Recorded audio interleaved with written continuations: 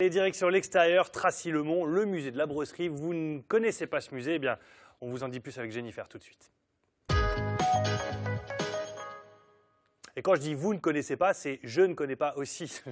C'est pas genre, voilà, c'est musée inconnu. Allez-y Jennifer, présentez-nous cet endroit insolite. Alors on démarre par cette petite miniature. Alors vous allez nous expliquer, c'est l'endroit où on se trouve actuellement, Serge? Alors c'est l'endroit où on se trouve, c'est la brosserie Commelin-Brenier. Commelin et Brenier, c'était deux brossiers, deux familles qui se sont réunies par un mariage. Alors on a ici les deux patrons de l'époque, la famille Brenier et la famille Commelin, et on a 17 bâtiments environ en Panchède. Cette usine date du milieu du 19e siècle, des années 1870, mais dans cette famille, on était brossier dès 1820, ce qui est extrêmement tôt pour cette activité dans l'Oise. Ces bâtiments, ils existent encore tous aujourd'hui? Alors, ces bâtiments existent tous aujourd'hui, sa brosserie telle qu'elle est aujourd'hui, depuis 1912, après l'incendie qui a frappé la brosserie. On va les découvrir en vrai, hein, ces bâtiments. Et là, on se trouvait justement dans l'ancienne chaufferie, hein, je crois, c'est ça? Alors, on est effectivement dans l'ancienne chaufferie. C'est ce qui animait tous les bâtiments de cette usine.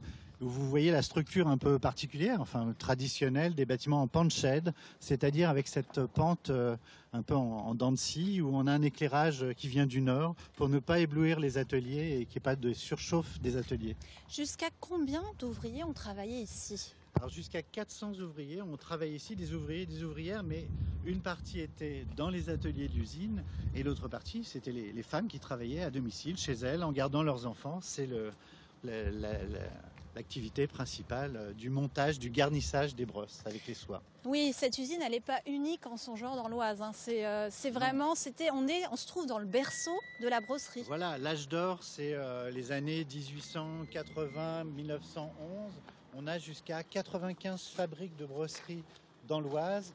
Et il faut savoir qu'à la même époque, il y en a 200 en France. Donc c'est la grosse période de fabrication de brosses dans l'Oise. Et à Tracy-le-Mont, jusqu'à 9 brosseries fin 19e siècle, ce qui est énorme pour un petit village. Et le père fondateur de ces brosseries, c'est Charles Loenen, c'est bien ça? Charles Loenen, c'est un Hollandais qui est arrivé ici, une famille qui est arrivée en 1860.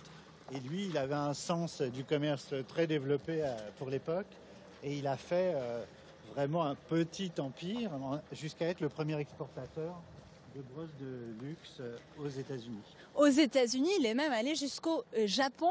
Il est allé au Japon, il a acheté une brosserie à Osaka en 1902 et il a envoyé des gens de Tracy, des ouvriers pour travailler au Japon. Et alors, c'était quoi la particularité de ces usines, justement, à Charles Loenen? Alors, sa spécialité, c'était vraiment le luxe, donc des brosses à chapeau, des brosses à habits, des brosses à tête, des brosses à dents. Et dans cette usine ici, qui n'est pas l'usine de Loenen, on fabriquait des brosses à ongles et des brosses à dents en os, notamment, et en bois précieux. Oui, et alors aujourd'hui, donc, ce qu'il faut, c'est préserver cette histoire, préserver des sites comme celui-ci dans l'Oise parce qu'ils se font rares. Ils se font très rares, effectivement. Ce sont les vieilles fabriques de brosserie et on a notamment un séchoir qui est devant nous et qui est assez unique en son genre, un séchoir à os et à bois. Oui, alors c'est ici qu'on va retrouver Jacques qui est juste derrière nous. Alors ce séchoir, il a quoi d'exceptionnel? Dites-le nous un petit peu, Serge, le temps qu'on retrouve Jacques. Ce séchoir, il a permis de stocker les os de bœuf et de faire sécher les os avant leur découpe pour faire les brosses à dents et les brosses à os. Oui, alors ce séchoir, on va y entrer. On ne va pas aller trop à l'intérieur parce que justement, hein, il tombe un petit peu en décrépitude. Alors, Jacques, vous allez peut-être nous parler un petit peu de ce séchoir. Vous êtes aussi, vous, bénévole dans cette association, l'AMBO. Oui. Est-ce que vous pouvez nous parler un petit peu de ce séchoir et de l'état dans lequel il se trouve aujourd'hui? Comme vous pouvez voir, il est beau, sympathique, etc., mais en mauvais état. Et donc, pour nous, le problème est suivant, c'est qu'il faut faire des travaux relativement importants et rapidement. Et rapidement, oui, on va le voir, hein, on va passer un petit peu sur le côté. Là, c'est quoi qui pose problème? C'est sa toiture, c'est ça? Alors d'une part, il y a la toiture. On a fait venir un cabinet d'architectes qui nous a dit qu'effectivement, maintenant, le bâtiment était insalubre. qu'il fallait absolument faire des travaux de préservation pour au moins le sauver 2 années, et ensuite faire des travaux beaucoup plus conséquents. Qu'est-ce qu'il faut pour le sauver, ce bâtiment, aujourd'hui? C'est l'argent qui manque? Alors, effectivement, pour refaire un bâtiment comme celui-là, c'est environ 100 000 euros. Mais là, il y a une possibilité qui se dessine, ce serait de... Il y a une association qui s'appelle Un Château pour l'Emploi, et on a rencontré les responsables. Et donc, on pourrait avoir un chantier...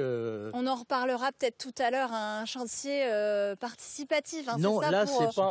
Là, ce sera un chantier d'insertion. On en reparlera peut-être tout à l'heure. On vous retrouve tout à l'heure, alors dans un endroit un petit peu à l'écart, au mini-musée de la brosserie. Je vous en dis pas plus. À tout à l'heure.